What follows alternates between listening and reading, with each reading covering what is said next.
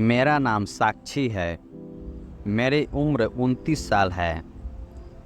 मैं पिछले 5 सालों से तलाकशुदा हूँ। मेरी शादी सिर्फ 4 साल चली थी और उसके बाद मेरे जीवन की दिशा ही बदल गई। शुरुआत में मेरी शादी बिल्कुल सामान्य थी। पति का अच्छा बिजनेस था, परिवार बड़ा और इज्जतदार था, लेकिन जो चीज़ें बाहर से चमकदार दिखती है वे अंदर से उतनी ही खोखली थी हो सकती है। मेरे पति अर्जुन बहुत कंजूस और डरपोक स्वभाव के थे। वह अपने परिवार के सामने कभी भी मेरे लिए खड़े नहीं होते थे। सास, नंदे और जेठ जेठानी हर कोई मुझे ताने मारता। खाना अच्छा ना बने तो गलती मेरी, घर का काम पूरा ना हो तो गलती मुझ पे। और अर्जुन वह बस चुपचाप खड़े रहते हैं। मैं कई रातें सोचते हुए सोई। मन करता था कि उससे लिपट कर कहूँ, तुम मेरे लिए एक बार तो बोलो, बस एक बार। लेकिन उसकी चुप्पी मेरे लिए सबसे बड़ा जहर थी। आखिरकार मैंने तलाक का फैसला किया। तलाक के वक्त उन्होंने मुझे बहुत डराया था। कहा, तुम्हें मुझे जैसा कोई नहीं मिलेगा, अकेले रह जाओगी, पछताओगी। लेकिन मैं अपने फैसले पर अडिग रही। मुझे लगा अकेली रहना बेहतर है बजाय रोज रोज अपमान सहने के। मेरे माँ बाप अब इन दुनिया में नहीं थे।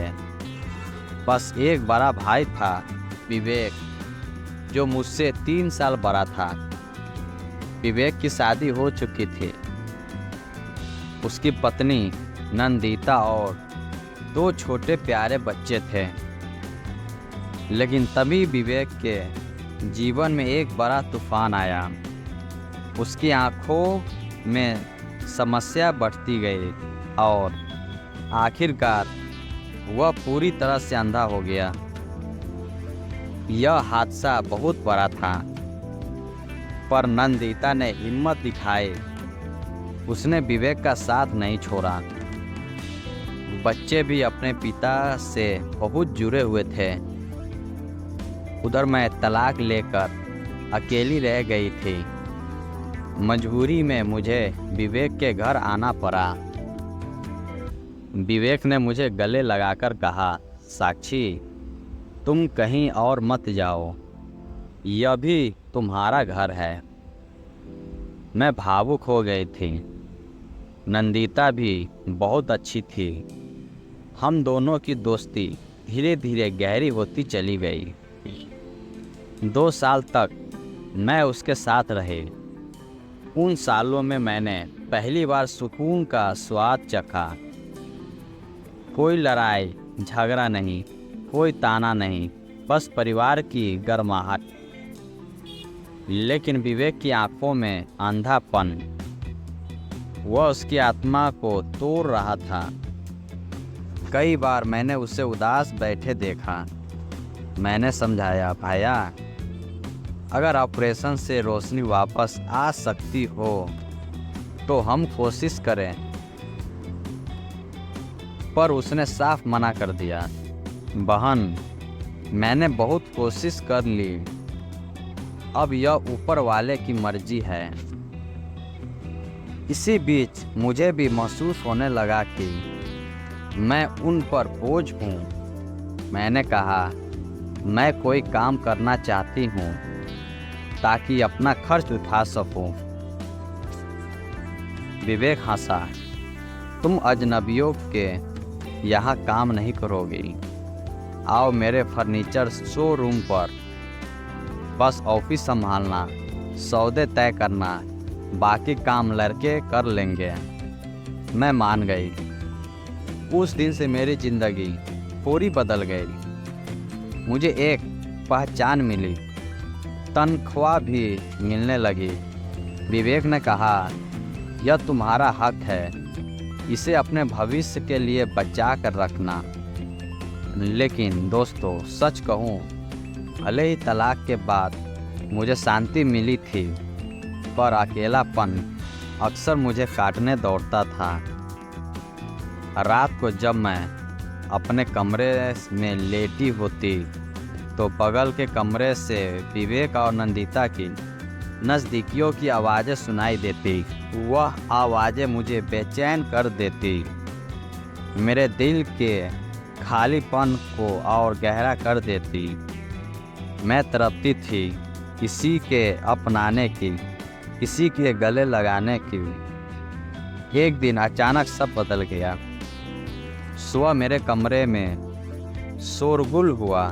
विवेक और नंदिता जोर जोर से झगड़ रहे थे। मैं भागकर पहुंची। पता चला कि विवेक नंदिता से कह रहा था, अगर तुमने मेरी ज़रूरतों पूरी नहीं की तो मैं दूसरी शादी कर लूँगा। मैं स्वस्थ रह गई। नंदिता रो रही थी। उसने मुझसे कहा, तुम्हें अंदाज़ा है वह कितना डिमांडिंग है। मैं अब और नहीं सह सकती। मैंने समझाया, भाभी, यह तो प्यार है, तुम्हें खुश होना चाहिए।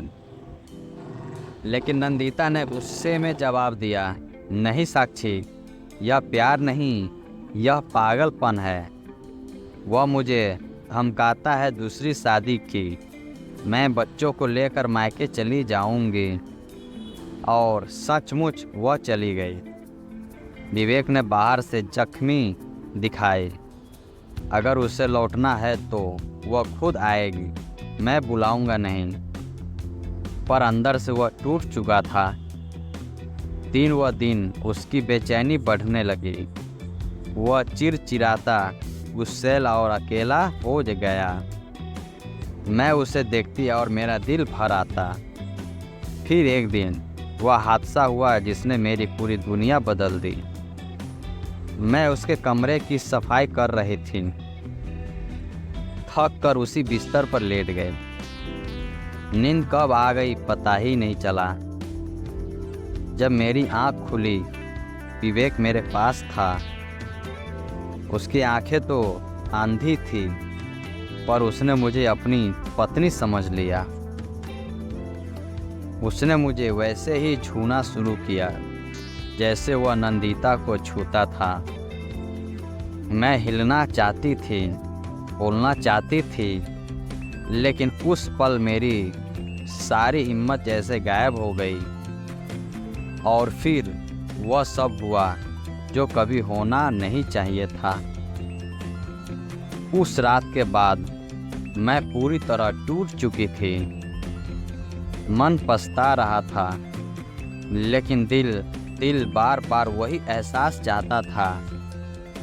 विवेक भी मुझे जाने नहीं देना चाहता था। कहता, तुम मेरी परछाई हो साक्षी, तुम कहीं नहीं जाओगी। धीरे धीरे यह सिलसिला बढ़ गया। जब भी नंदिता घर पर नहीं होती, मैं विवेक के करीब आ जाती। हर वार के बाद पछतावा होता, लेकिन फिर वही खिंचाव, वही अकेलापन मुझे खींच लाता। मुझे लगने लगा कि यह सुकून नहीं, एक दलदल है। मैंने कई बार सोचा कि मैं कहीं दूर चली जाऊं, पर विवेक मुझे जाने नहीं देता और मैं खुद से हार जाती। आज भी मैं दर्पण में खुद को देखती हूँ तो आंखें भर आती।